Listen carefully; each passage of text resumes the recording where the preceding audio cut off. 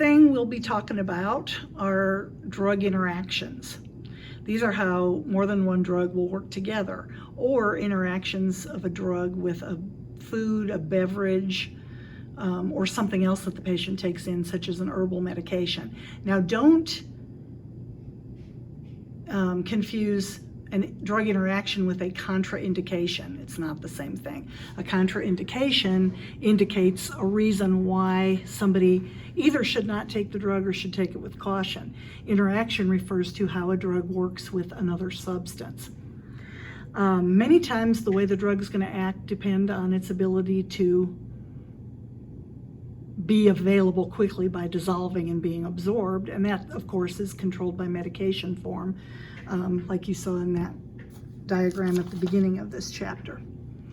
But drugs are going to work together. If you're taking one drug with another drug, there is a strong possibility that they might interact in some way. Now, some interactions are desirable or helpful. You're told to take Mucinex, for example, with large amounts of water, because Mucinex is thought to, guaifenesin, the active ingredient, is thought to draw water into the respiratory tract, helping to break up secretions and make them easier to cough up. And so by adding a lot of water into your system, you have water available for the drug to be able to work. So that's a helpful interaction, water and respiratory drugs. There's an example given here. We know that penicillin is a very strong antibiotic, especially for certain sexually transmitted infections that might be real difficult to eradicate. However, penicillin, when given for a long time and in high doses, can be dangerous. It can have some adverse side effects. It can do some damage to nerves of various areas of the body. So what was found in studies is that if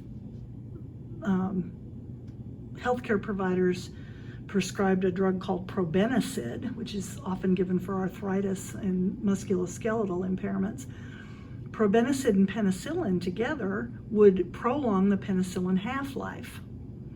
And so you didn't have to take as much penicillin because it would stay in the system longer and have a longer period of time where it could affect those bacteria. This is called an additive effect. The probenecid adds to the penicillin abilities. They don't combine and work better by themselves, but the probenecid keeps the penicillin in the system longer. Sometimes one drug can cause potentiation. Now, if something makes your potential greater, it means it helps you. It helps you to become better than you were. So in this case, we have what we call a synergistic effect, where one drug that produces a small effect has a larger effect when given with another drug, and that drug is said to potentiate that drug. So for example, if you are taking Xanax for stress and anxiety, and then you come along and you take a couple of Percocet for a broken leg, those drugs are going to potentiate each other. They are both central nervous system suppressants. And so the sedative is going to cause a greater amount of central nervous system suppression. So is the opioid, and you're going to get far drowsier taking those two together than you would if you just took one by itself, and this could lead to potentially fatal overdoses. Let's look at some of the kind of drug interactions. One example is the additive effect, which I've talked to before, and that you can kind of compare that to a math equation, just what you want to do, right? Recently having so much math. For instance, if you take Tylenol along with a pain med, they work together to give greater pain relief. That's why sometimes they won't just give you a hydrocodone, they'll combine it with Tylenol, and you'll have, Lortab. The Tylenol works well for mild pain relief. The Percocet or the hydrocodone works better for moderate to severe pain relief, and together you might be able to give a smaller amount of each med because they're working together. Some drugs, like we've already talked about, function as antagonists, and we already talked about Narcan and opioid pain meds. The Narcan occupies the opioid receptor and cancels out the effects of the opioid. Many times you might have an interaction called displacement, and that's where you're already taking one drug and then another drug is taken, and because they both like protein a lot, the second drug will displace Coumadin, for example. When you take Coumadin with an antibiotic, you've got Coumadin traveling through the bloodstream, and it's got quite an affinity for protein. So the molecule might travel through the bloodstream on a molecule of albumin, which is a protein. Well, the antibiotic comes along, and it's just floating freely.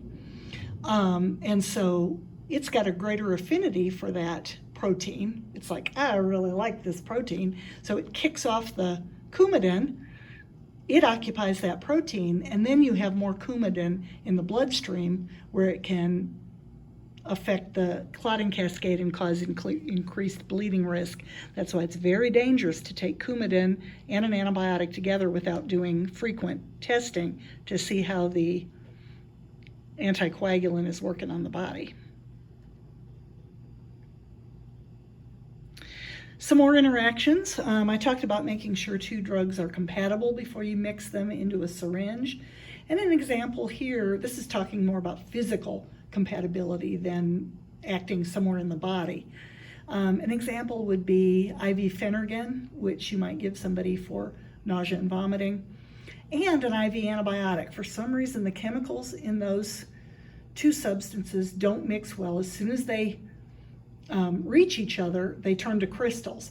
They have a reaction called precipitation, which means they precipitate, they turn into another substance when they reach the solution together. So all of a sudden you've got a tube full of white powder, and it's not going to do your patient any good, and it's probably going to hurt that IV. So you